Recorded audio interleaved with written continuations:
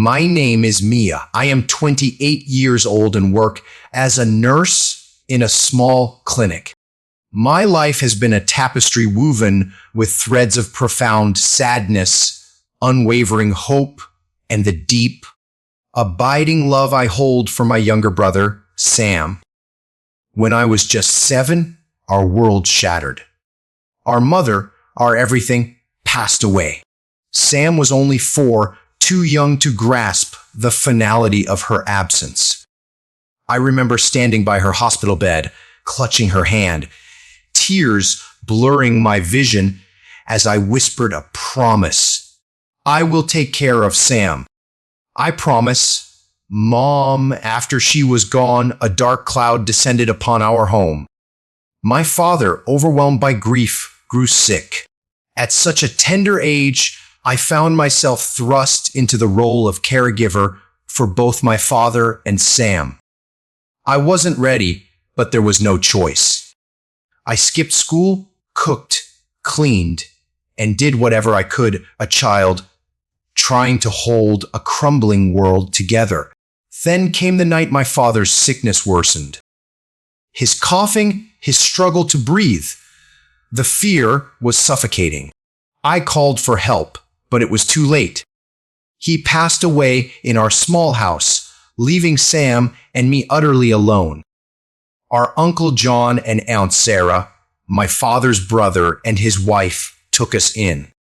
They were kind in their way, but they already had their own son, Jack, who was Sam's age. Though we had a roof over our heads and food, it never felt like a true home. Their love for Jack was boundless, while Sam and I always felt like an imposition. Aunt Sarah would serve us smaller portions, reserving the best for Jack. When it came to school, Jack received new clothes, while Sam wore my old, worn-out hand-me-downs. Every small gesture, every subtle difference underscored our place. They cared for us, yes, but out of obligation, not genuine desire.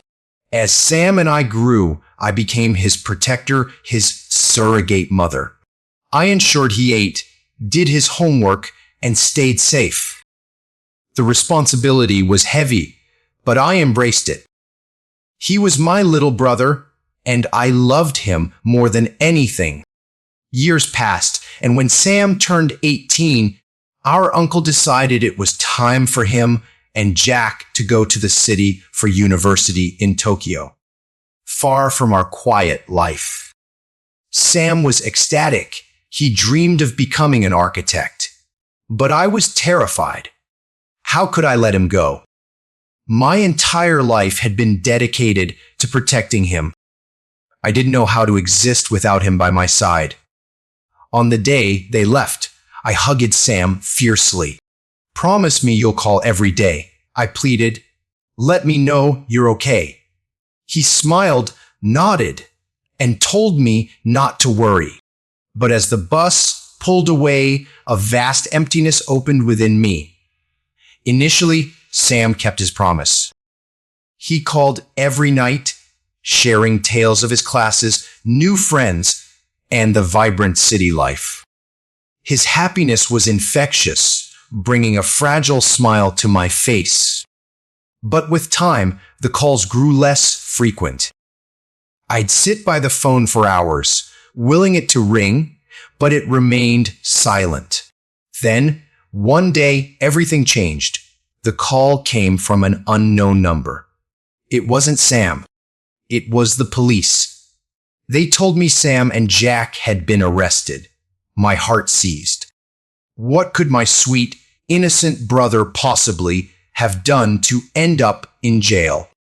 When my uncle and aunt learned of the arrest, they quickly hired a lawyer.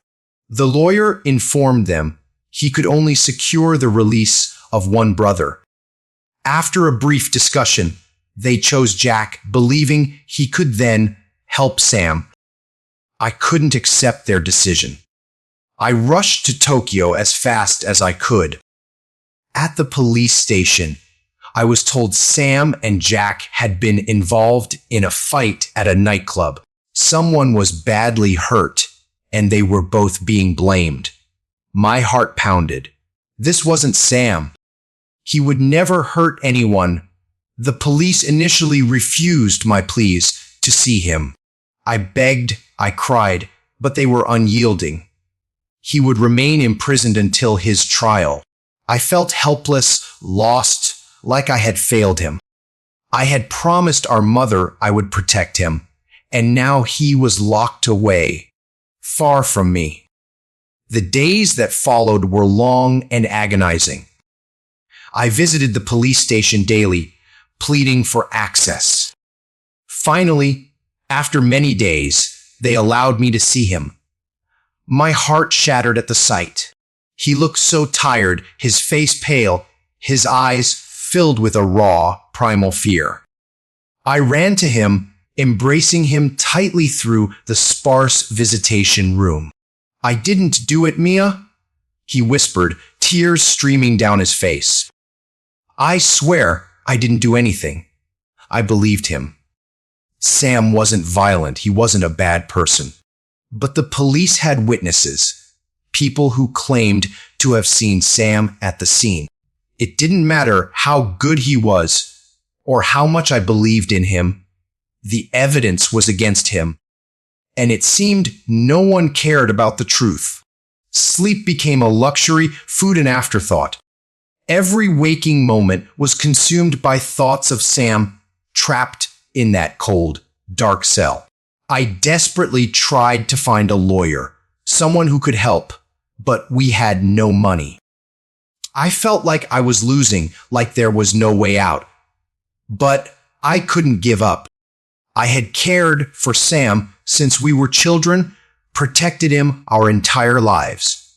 I wouldn't stop now. I would do whatever it took to save him, no matter the cost. Every visit to that cold, dim prison room tore a piece from my soul. One day, when the guards brought him out, my heart ached in a way I cannot describe. His head was shaved, making him look utterly different, so fragile. The Sam I knew, the brother I had protected, was fading before my eyes.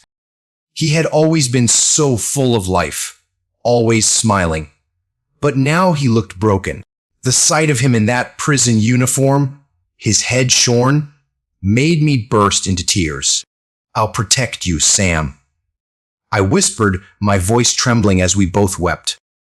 "I promise you, I will get you out of here." Sam's eyes filled with tears, and he nodded, but I could see the doubt, the hollow resignation. He no longer believed in himself. Prison had stolen his strength.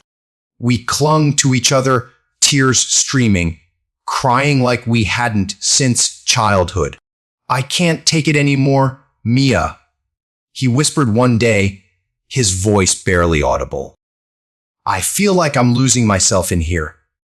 It was in that moment I knew I had to be stronger than ever. I couldn't let him lose hope. Sam was more than just my brother. He was my entire reason for living. I had cared for him since we were kids, and even as an adult, I still felt he was my child. When I left the prison that day, I made a solemn vow I would do whatever it took to get Sam out. I didn't care how many hours I had to work, how much money I had to earn, or how much I had to sacrifice. I would save him. I started working double shifts at the clinic, barely sleeping, barely eating. Every penny I earned went toward legal fees. I didn't care about myself anymore. I only cared about Sam. My hands ached, my eyes were perpetually tired, but I pushed through. Every night, I lay awake, picturing Sam in that cell, his head shaved, surrounded by criminals.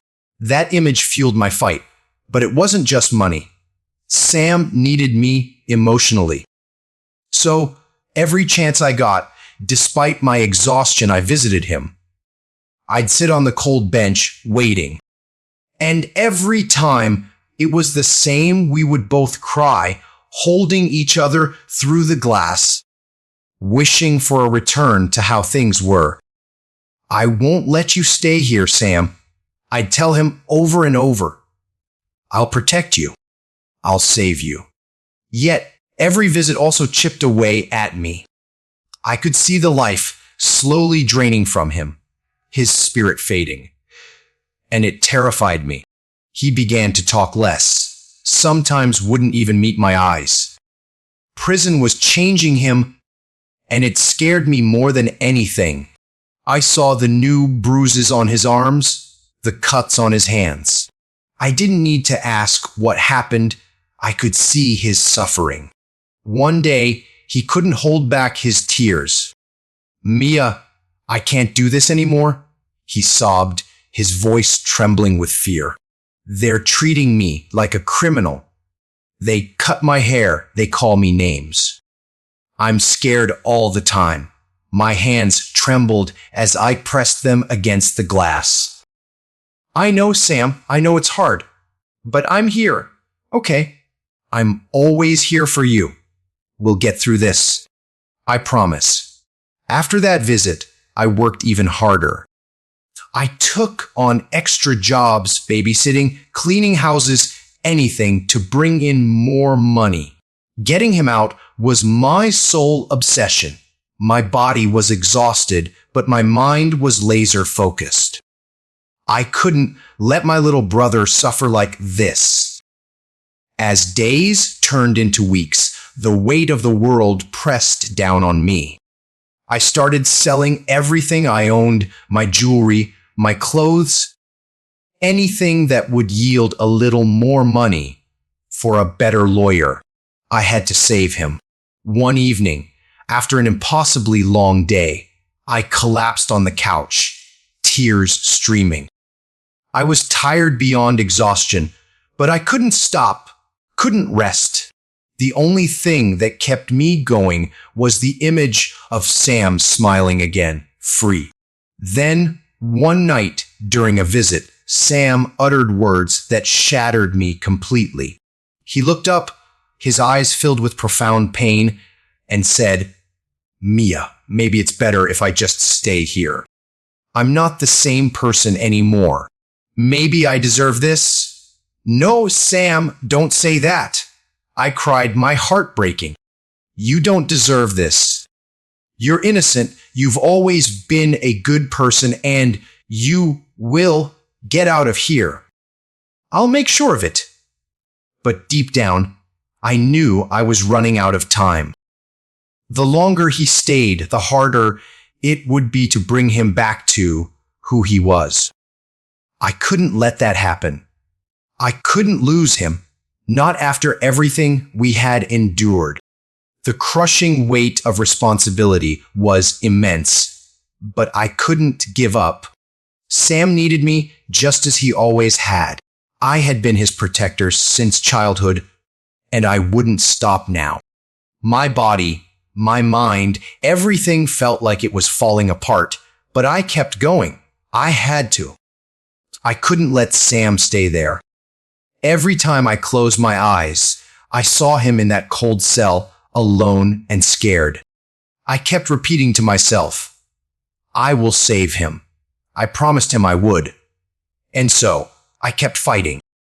One day, after weeks of relentless effort, the lawyer called. "Mia," he said, his voice calm but serious, "we've done it. Sam is getting out." For a moment, I couldn't speak. My heart raced, my hands trembled. "Are you serious?" I whispered, tears already forming. "Yes," he confirmed. "He'll be released tomorrow." I dropped the phone and fell to my knees, crying harder than I ever had. Relief, pure happiness, and an overwhelming love for my brother washed over me. Finally, I thought, finally, Sam is coming home. The next day, I stood outside the prison gates, my heart pounding. I could barely breathe. Every second felt like an eternity. I I thought of everything we had been through, the loss of our parents, the way I raised him, the sleepless nights worrying. And now he was coming back. Then the doors opened. And there he was, Sam, my little brother. His face was thinner, his eyes tired, but he was free. I couldn't move at first, just stood there, staring, trying to hold back the flood of emotions. But the moment our eyes met, I ran to him. He dropped his bag, opened his arms, and we collided in the biggest hug. I wrapped my arms around him as tightly as I could, never wanting to let go. We were both crying, shaking with the force of it, holding on to each other like our lives depended on it. "I'm so sorry, Mia," he sobbed into my shoulder. "I'm sorry for everything." "Shh," I whispered, my voice breaking. Don't apologize. You're here now. That's all that matters. You're free, Sam. You're free." We stood there for what felt like hours, crying, holding each other. All the pain, all the fear, everything we had endured, it all poured out in that moment. I kept whispering, "I love you, Sam. I love you so much." And he kept saying, "Thank you, Mia. Thank you for never giving up on me." I pulled back slightly to look at him, wiping the tears from his face. "I told you," I said, smiling through my own tears. "I promised I'd protect you. I promised I'd get you out, and I did." He smiled back, and for the first time in months, I saw the Sam I knew, the boy who had always been so full of life, so strong. He was coming back to me. We walked out of the prison together, hand in hand. It felt as though the weight of the world had been lifted.